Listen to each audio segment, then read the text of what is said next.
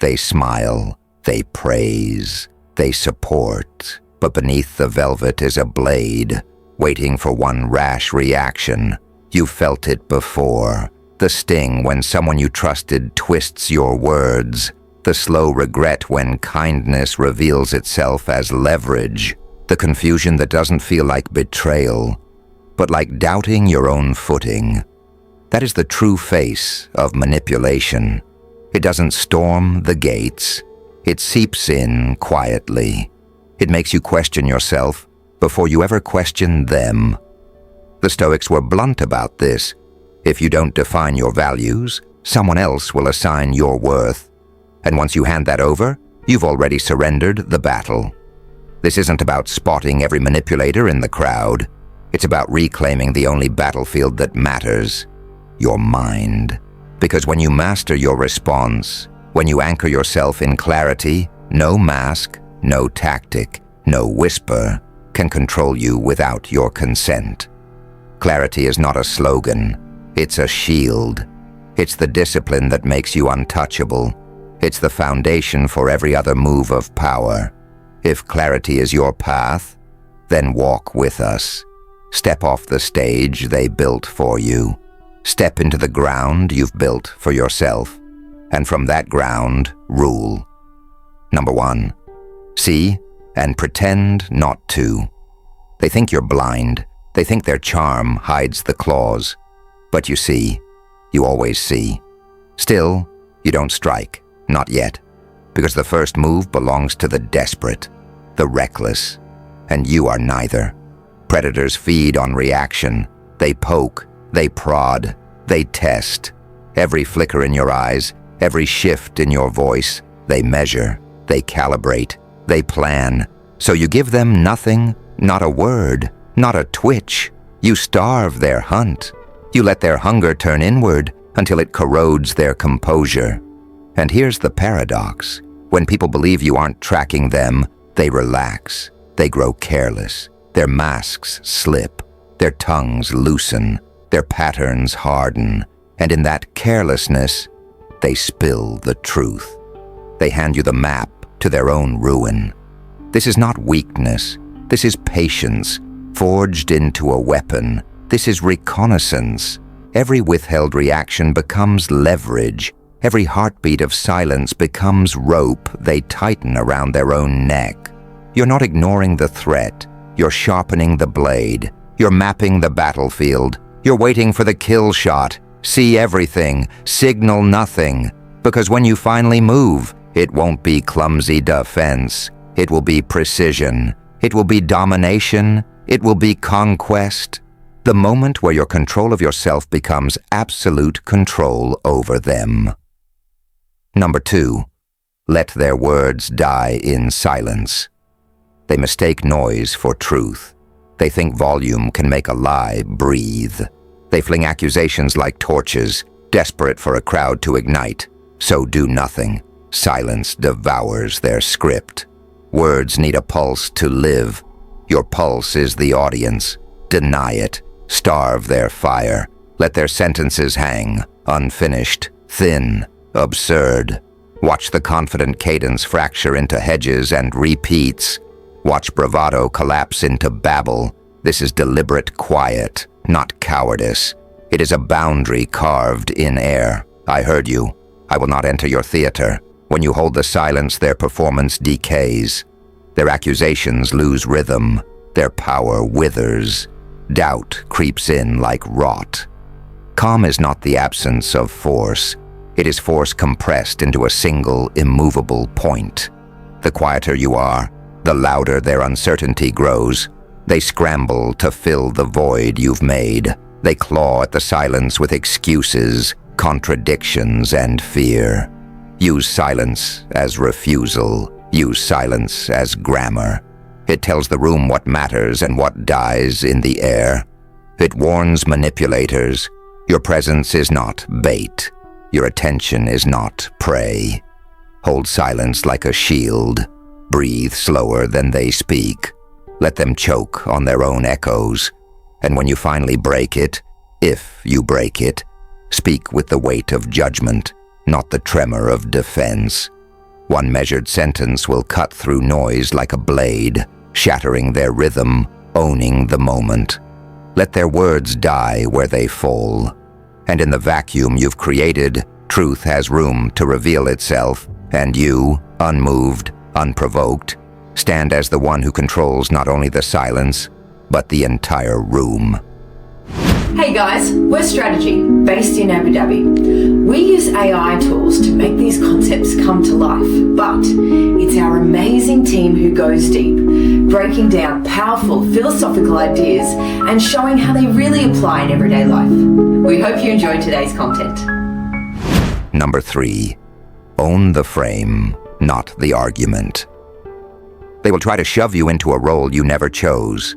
They will script the play, assign the lines, and wait for you to defend yourself inside their theater. That's the trap.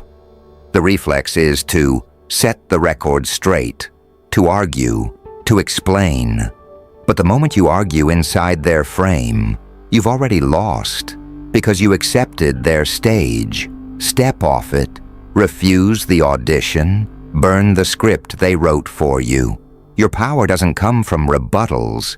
It comes from consistency. It comes from a rhythm so steady it drowns their noise. Lead with action, not explanations.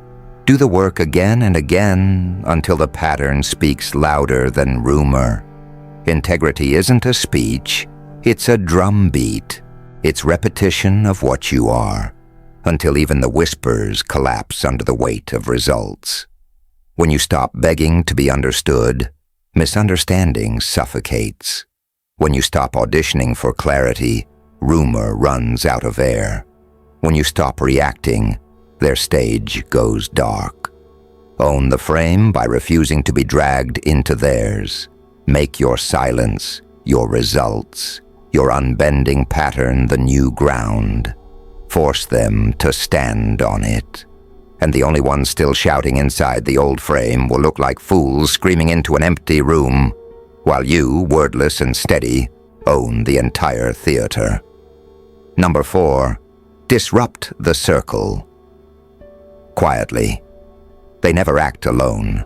Manipulators draw their strength from circles, glances, whispers, implied loyalties. One to plant the seed, another to water it, a third to nod at the right time. It's not one voice you're facing. It's a choir, a swarm, the weak charge at the hive head-on. They try to shout down the group, confront the circle, set the record straight. That only hardens their unity. It gives them a common enemy. It makes you look like the threat. You know better. You tilt the balance, quietly, surgically. Step past the theater. Engage the players one by one. Ask real questions. Listen without judgment. Plant the seed of individuality. Reward the smallest flicker of independent thought. Make each person feel seen as a sovereign being, not as a pawn in someone else's scheme. This is not gossip. This is not counter-rumor. This is presence as a weapon, clarity, steadiness, directness, a force no whisper can match. And then it happens. The glances don't land the same way. The nods grow hesitant. The threads slacken. People feel the weight of their own choices again. You haven't smashed the circle. You've shifted its gravity. You've turned the center hollow. The manipulator is left shouting into a room that no longer echoes back. This is influence without noise, power without spectacle, one person at a time, one silent tilt at a time. And the alliance dissolves, not with a fight, but with abandonment. You haven't just broken their hold, you've absorbed it. And now you stand where their power used to be. Number 5. Reveal with questions, not accusations. Accusation is a blunt weapon. It makes you the aggressor, and the manipulator, suddenly, the victim. That's their script. If you point the finger, you're acting in their play. But a question is a mirror. It shines light without raising your voice. It forces them to hear themselves, without you ever striking the blow. Calm, precise, surgical.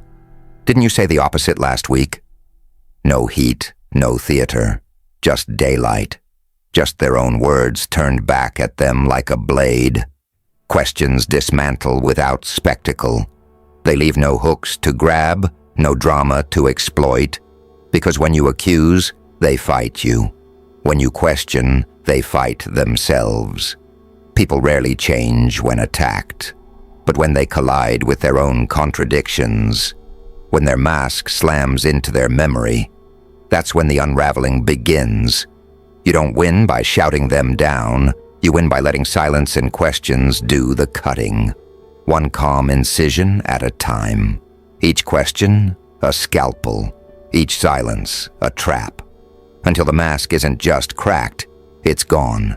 Number 6, become useful and lightly scarce. In a world of noise, usefulness is power, not loud promises, not frantic defenses, but clean value, delivered without drama. Bring order where others bring chaos. Solve the problem no one else dares to touch. Be the steady hand in a room of shaking voices. That is how you become indispensable. But here's the turn. Never drown them in your presence. Scarcity sharpens worth. Control access. Pace your availability. Offer the answer, then withdraw. Let them feel the gap when you are gone. Your absence becomes a mirror. It reminds them of the clarity, the competence, the order you carry. And in that absence, your influence grows louder than any speech. This is not servitude, it is standard setting. You are not a servant. They orbit your gravity. Competence with detachment is unplayable. They cannot manipulate what they depend on.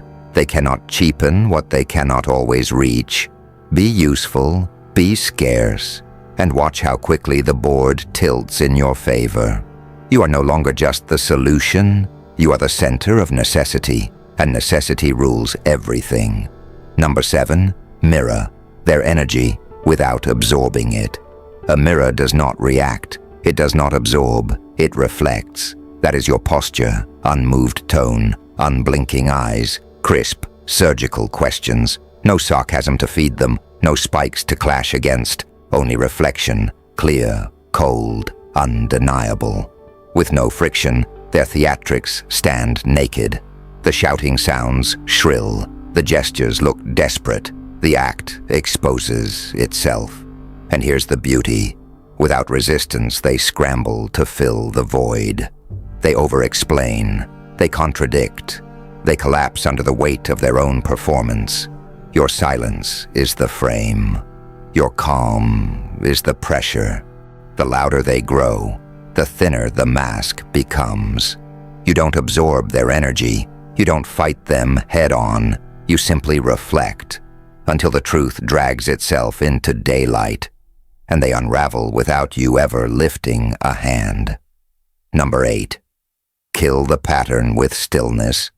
Manipulation feeds on chaos, on the sudden flare of emotion, on the frantic reply, on the unguarded shift. Volatility is their hunting ground, so you kill the pattern with stillness. Build rhythm into your life. Wake at the same hour. Decide by values, not moods. Answer messages on your time, not theirs. Forge a cadence so steady, so deliberate, that nothing rattles you off it. Predictability to yourself makes you unreadable to them. They can't bait what doesn't lunge. They can't twist what doesn't bend. They can't time what refuses to dance on their cue. Structure is a shield. Routine is armor. Order is sovereignty. They find no chaos to exploit, only walls too smooth to grip. And boredom?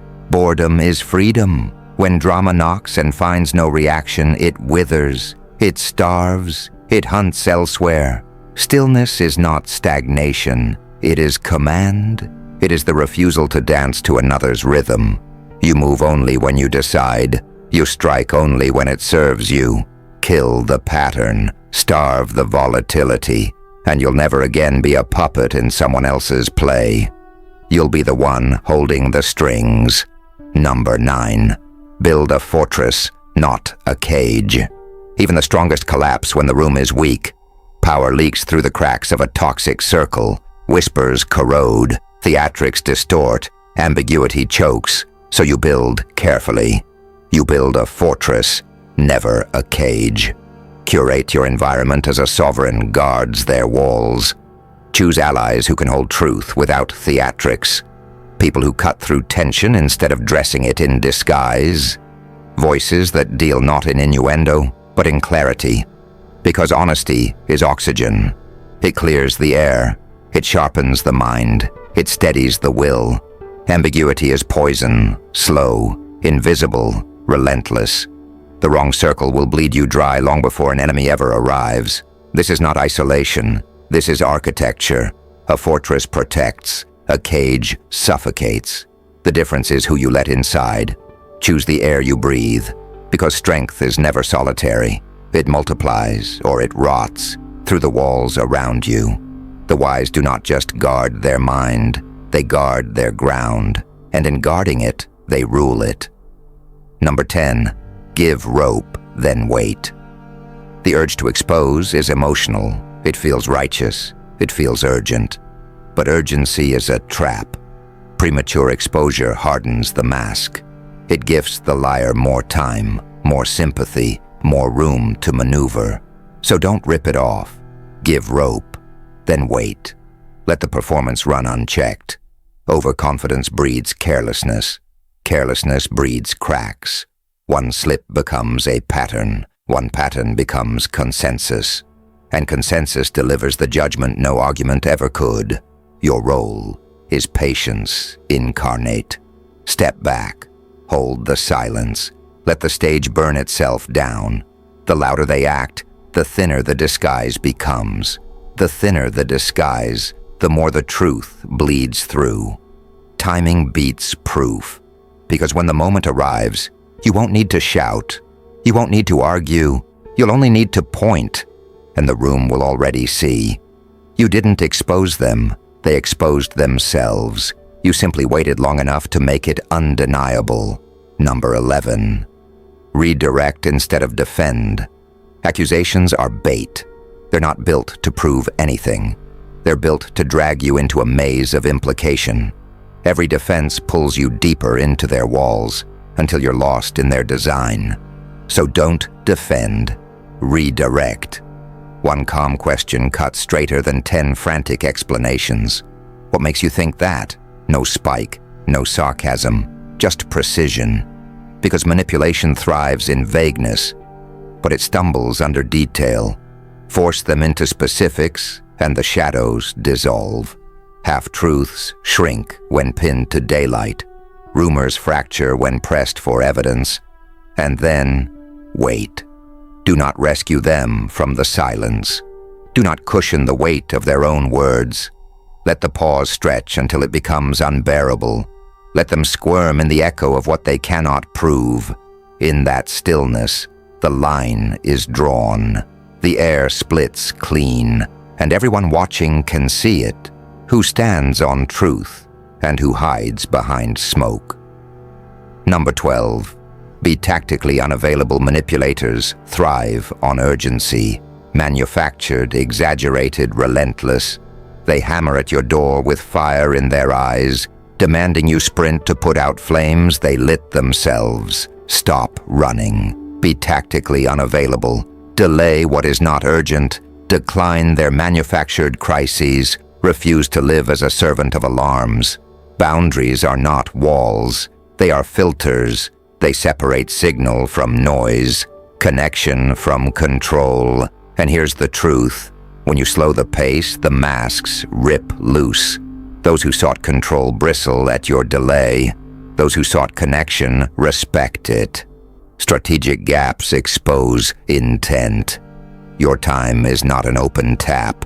It is a privilege. The more you treat it as such, the more others are forced to bend to that reality. Presence is power, but absence, applied with precision, is sovereignty. It makes the manipulator choke on their own urgency. It forces the world to orbit your tempo, not the other way around. Number 13. Reward, results, not speeches. Words are cheap. Loyalty is cheaper. Anyone can preach it, promise it, perform it when the cost is low. But pressure strips the mask. It reveals the split between actors and allies. Track patterns, not promises. Who showed up when it was inconvenient? Who delivered when it was expensive? Who stood firm without applause, without witnesses, without reward? Those are the ones you keep. Everyone else is noise. Praise consistency, not declarations. Value the quiet doers over the loud proclaimers. Because when you reward speeches, you attract performers. When you reward results, you attract the rare and the real. This is how you filter a circle, not with rhetoric, but with receipts, not with pledges, but with proof. Celebrate patterns, not words, and watch how quickly the actors drift away, while the solid remain. That is how you turn a circle into a fortress, one proven loyalty at a time. Number 14. Use kindness. Precisely. They expect fury. They want the explosion, the raised voice, the storm they can point to and say, "See, there's the villain." Do not give them the luxury. Offer composure instead. Polite clarity, measured words, kindness, delivered with precision, like a blade hidden in silk. This is not softness. It is strategy. Because nothing unnerves a manipulator more than calm they cannot provoke. No anger to feed on, no chaos to twist, no scene to exploit. Be gracious, be firm, state your boundary without venom, then walk away. No ashes, no theater, just an empty stage, and when the curtain falls, they'll have no villain to point to. Only the silence of their own performance collapsing around them. You didn't just withhold rage. You stole their script, and without a script, they have nothing. Number 15. Never teach them a lesson. The urge to teach them a lesson is nothing but ego in costume. It feels righteous, it feels powerful, but it's exactly what they want. Another arena, another stage, another chance to twist the script. Lectures don't land, they spin. They hand manipulators fresh material to distort. So don't lecture. Withdraw. Withdraw your attention. Withdraw your access. Withdraw your reaction. Because the greatest instruction isn't spoken. It's absence. It's the silence where your presence used to be.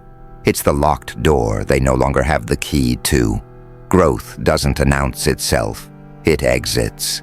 And in that exit, the consequence teaches what words never could. Peace is the last word, and it's the one they can't rewrite. You didn't teach them. You left them in a vacuum where their own behavior echoes back louder than anything you could say. You don't win by being louder. You win by being unshakable. Choose presence over panic, questions over defenses, structure over storms. When the bot is offered, pause. When the story twists, build. When the room spins, be the still point. That is how you stop being prey. That is how you start becoming inevitable. If this struck something in you, don't stop here. The next chapter is discipline. Focus sharpened into a weapon, self-mastery forged into domination. Thanks for spending time with us. If this sparked a new way of thinking, hit like and subscribe to keep the ideas flowing. And don't forget, check the description for the links to the original books and resources we used today. We'll see you in the next one.